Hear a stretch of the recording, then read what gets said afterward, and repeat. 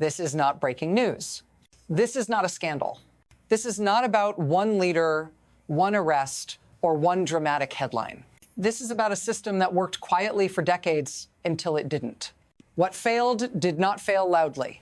There were no alarms, no emergency votes, no sudden collapse. Instead, something structural shifted underneath the world's largest economy. And almost no one noticed it happening. An advantage that looked permanent turned out to be conditional. A dependency that looked safe turned out to be a trap. And a decision meant to project strength triggered a response no one publicly modeled.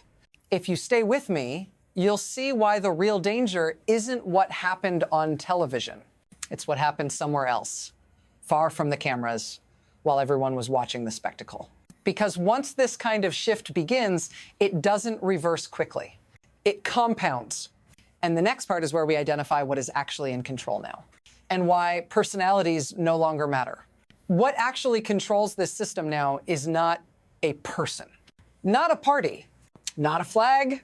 It's infrastructure, steel in the ground, capacity numbers, contracts that don't care who's speaking at the podium. For decades, the system was simple. One buyer, one route, one price-setting center of gravity. That concentration looked efficient. It looked rational. It looked safe. But efficiency creates leverage. And leverage only works while there is no exit. What changed wasn't ideology. It wasn't loyalty. It wasn't values. It was optionality. The moment a system gains a second door, power redistributes quietly. Mathematically, discounts shrink, timelines stretch, negotiations reverse. And here's the key detail. Most coverage misses. Once infrastructure exists, behavior follows. Not the other way around. Flows adapt faster than policy. Contracts outlive administrations. Refineries don't pivot on speeches. So when people ask who's winning, they're already asking the wrong question. The system has already moved on. And the next part is where we trace the shift that made this unavoidable. For a long time, this system looked frozen in place. Before, there was only one direction energy could move. One market that set the terms, one buyer that dictated the discount. Before, dependence was framed as partnership. Before, geography was destiny. Before, there was no urgency to change because change looked expensive, slow, unnecessary. And then, without drama, that assumption expired. Not overnight, not with a vote, but with a slow normalization of something that used to be impossible.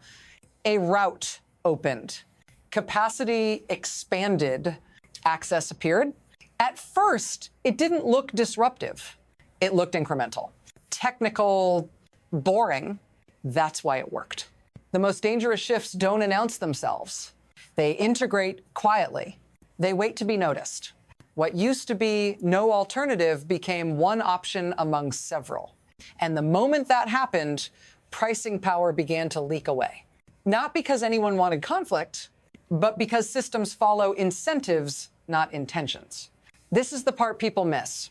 Once before becomes now, there is no rewind. And in the next part, that silent shift produces its first visible shock. And then the numbers stopped lining up, not gradually. All at once, flows that had been stable for decades began moving in a different direction. Not symbolically, physically. Volumes that used to default to one buyer didn't disappear. They were redirected. Barrel after barrel, day after day.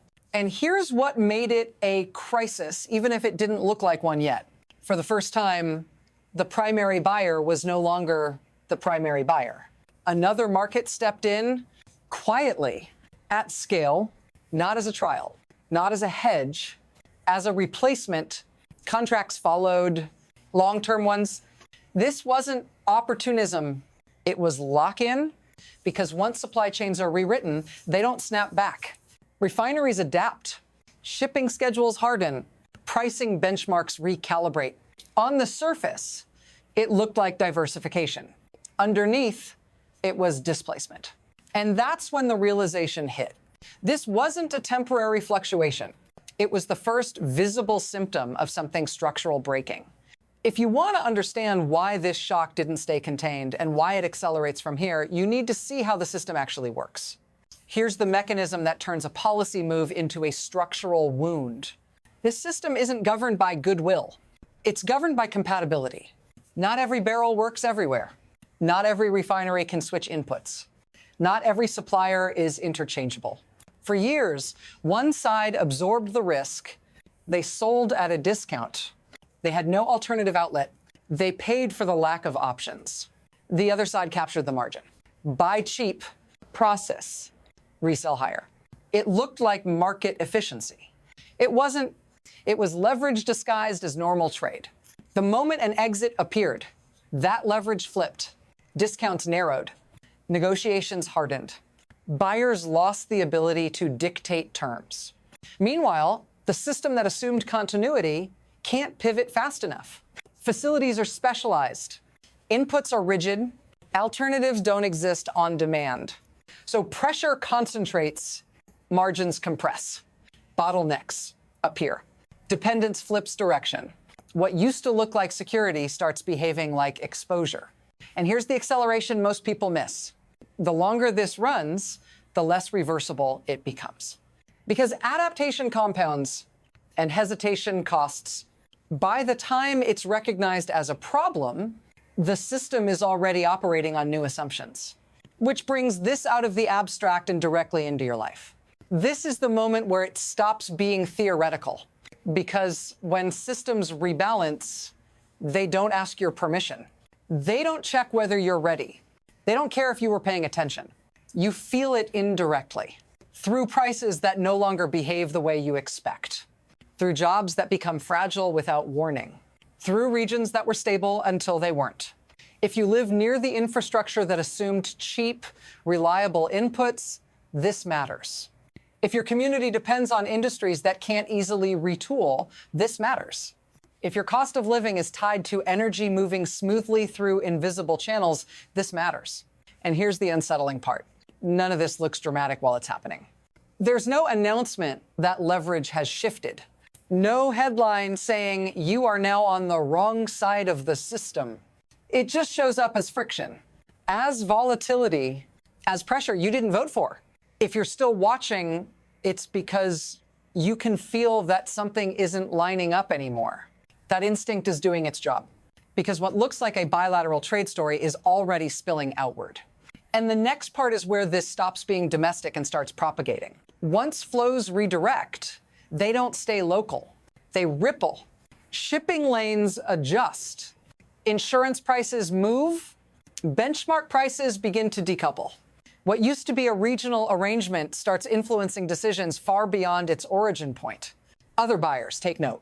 Other suppliers reassess, because when a dominant market loses exclusivity, everyone recalculates their exposure. This is how a quiet shift becomes global, not through confrontation. Through imitation, contracts signed in one place change negotiating posture somewhere else. A discount erased here tightens margins there. A rerouted tanker alters availability 2 oceans away. And the most important effect isn't volume. It's precedent. Once a system demonstrates that dependence can be escaped, others look for their own exits. Not loudly. Methodically, this is how blocks loosen without breaking, how influence thins without collapse. And here's the uncertainty that hangs over all of it. No one fully controls the pace once this starts. Markets adapt faster than diplomacy. Infrastructure outlives intent, which means the future isn't one outcome, it's a range. And the next part is where those paths diverge. From here, there are 3 ways this accelerates. None of them restore the old balance. The first is adjustment. The system bends, costs rise, but remain manageable. Supply reconfigures slowly. Relationships cool without breaking. The structure survives, but weaker, less centralized, less predictable. The second is erosion. No single rupture, just constant pressure. Margins narrow. Infrastructure ages into constraint. Dependence remains, but it's more expensive, more fragile, more resented. power leaks away without a moment you can point to. And then there's rupture. That's when expectations fail faster than systems can adapt. When future supply doesn't arrive on schedule, when temporary arrangements become permanent by default, when leverage flips hard and someone realizes too late they're the one without options. What makes this dangerous is that all three paths look similar at first. The same early signals, the same reassurances, the same insistence that control hasn't really been lost.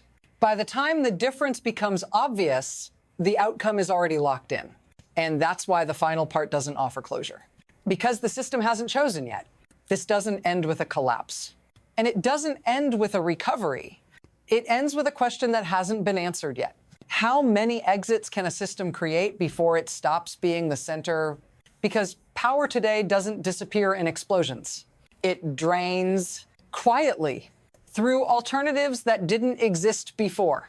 Nothing you've heard here requires panic, but none of it allows complacency either. Once allies learn that dependence is a vulnerability, they behave differently. Once infrastructure opens doors, it doesn't close them again. Once leverage shifts, it rarely announces itself. That's the warning.